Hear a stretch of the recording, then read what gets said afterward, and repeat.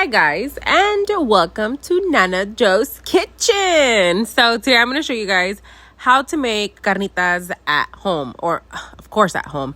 I meant indoors. So here I have a pork butt, and I'm just going to cut this into big chunks. I'm not removing the fat. If there is some of that silver skin, I do remove that only because I just don't like it.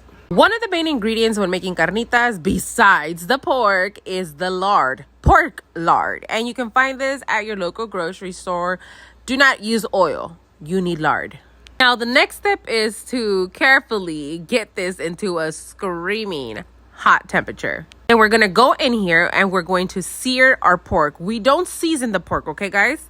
Just like that, just how we cut it, we're going to sear it on both sides. And we're going to do this in batches because if you put everything in here, then the pork is not going to sear.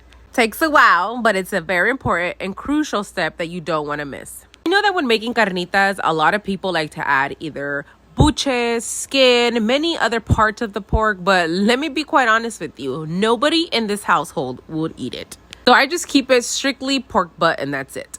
So we have seared all of our pork. We're going to add everything back to the pot. It's going to get crowded. Yes, I know. But remember, once the meat starts cooking, it's going to shrink and eventually everything's going to fit in there. You're going to add a whole onion, a whole garlic head, whether you want to peel it or put it in there whole, doesn't matter, up to you. Also going to add about 3 to 4 bay leaves, a tablespoon of peppercorns, and a tablespoon of cloves.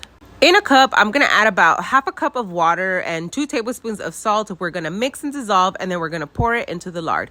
Don't worry, nothing's going to happen.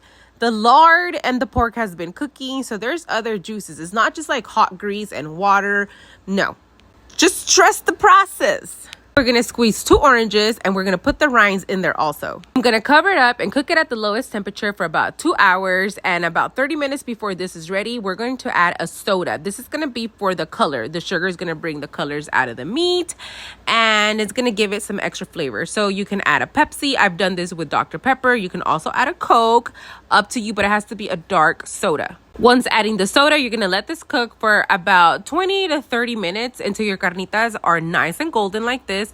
And they're literally falling apart. You don't even need to go in there and start smashing with a knife. But I am, because it makes me feel like a taquera and makes me feel cool being in control of the knife.